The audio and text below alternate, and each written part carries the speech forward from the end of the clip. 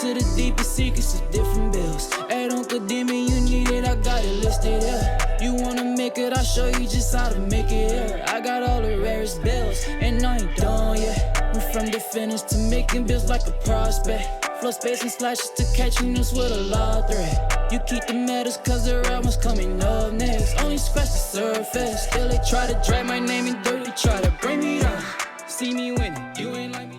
Yo, what's good, my nephews and nieces? This is your favorite uncle, Uncle Demi. And today I have another special banger for you. Right now, listen, before we get too far in the video, you know exactly what you need to do. Make sure you drop a like and let's get this video to at least 500 likes, right? Now definitely push the video to the recommended. And furthermore, if you haven't done so already, make sure you subscribe.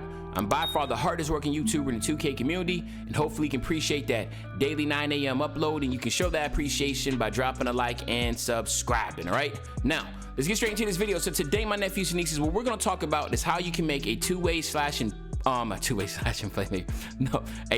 tempo pusher using the finishing and defensive pie chart. Okay, now you can make this out of the point guard or shooting guard spot, but we're gonna go point guard with this.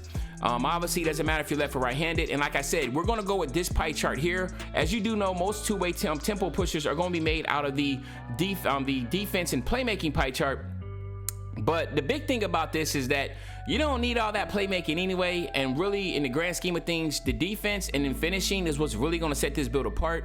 We all know how hard it is to shoot with a two-way slashing playmaker, and this right here, the two-way tempo pusher, is exactly the same. So it's like, if you have a difficulty shooting, why even focus on shooting? Why not focus on the defense and the finishing, which will obviously be a lot easier to be able to accomplish on this game, okay? Especially if you just see my recent video of me doing the 99 strength, the 99 vert with the 99 driving dunk. Now, what I'm getting at now is that beforehand, I was always going speed and vert, which speed and vert is really, really good, okay?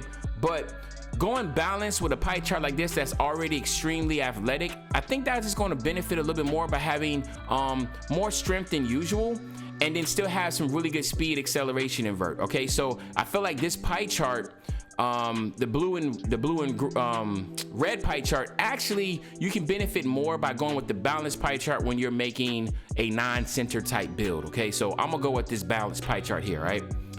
And then what you want to do here is you want to go 73 on the close shot, you want to go 84 on your driving layup, you want to go 81 on your driving dunk, then you want to max out your standing dunk and your post hook for 15. Then you want to max out your pass accuracy, your ball handling, and your post moves. And then on the defensive side, you want to go 44 on your interior defense, max out your perimeter and lateral quickness and your steal, and then you want to max out your block, your offensive rebound, and your defensive rebound, okay? So what you're looking at is 15, 1, 15, and 22. All right, again, it's a really, really, really good badge lineup because you actually have 3 categories that actually are going to be strong. Now, the first thing people are going to say is like, "Yo, Demi, you don't have any shooting on this build." Well, the fact is that you don't need the shooting on the build if you're going to be finishing at the basket the whole time anyway, okay? But you do have post moves and you do have post hook, which I think is also pretty cheesy, okay? So there's opportunities when you basically are caught up in the paint area and you don't have nowhere to go, just throw up a post hook, all right? And that will basically be your mid-range shot. But for the most part, how this build works is what I've been finding out is that you want to run point with this build, but then you also want to have your center and you want to have your other player as shooters, almost like going back to like 2K19 where you're setting off balls for a sharpshooter or something like that. So you can get creative with a lineup like this, with a build like this, and be very successful because all you're doing is coming down the court, trying to hit your sharpshooter for an off ball, and the defense really gets caught up in that and trying to stop that. And while they're doing that, that will give you ample opportunity to go straight to the paint and just keep on dunking and brutalizing your defender. Okay, so there's multiple ways to have fun with this and to make it work. So without further ado, let's just go here to the body type. You want to stay 6'3". You want to get your weight up to 196, and then your wingspan, of course, you got to max that all the way out. All right, so this is how it goes then. So basically, when you look at your physicals, you do get a +8 to your physicals. You get a +4 from 95 to 99 overall. You get the other +4 by doing either of these 3 things. Either going to my career, play 40 games, sim out the rest of the season. You have to play every single playoff game. and then win the championship and you get Gym Rat, or B, to sit Superstar 2 in the park, or C, which a lot of people do, every 7 days, go to the Gatorade facility, make sure you get a +4 on all the workouts, and then of course you get the +4. So what you're looking at here is a 95 speed, a 93 acceleration, a 96 vert, and then you get a ridiculous 75 strength. Okay, so again, I like it. I like it a lot. You get a +4 in all the finishing, playmaking, and defense, so you're gonna have an 88 driving dunk, a ridiculous 87 post hook, all right? And then your playmaking, 80 pass accuracy, you're getting an 84 ball handle, so that's really good. And then of course, when you look at your defense, 92 perimeter defense, 90 lateral quickness, 99 steals, 77 defensive rebound, 72 offensive rebound, and of course you have a 63 block. And again, like I said, this build is going to be great defensively, it's going to be a great playmaker, a great finisher. And again, play smart with this build. It can be a great on-ball defender, of course, but you also can play offensively, finishing at the rack. If you don't have the opportunity to shoot the ball, try to look for the post hook. If not, make sure your center and your guard are doing off balls, because you do not need a lockdown on your team. What you need is a shooter.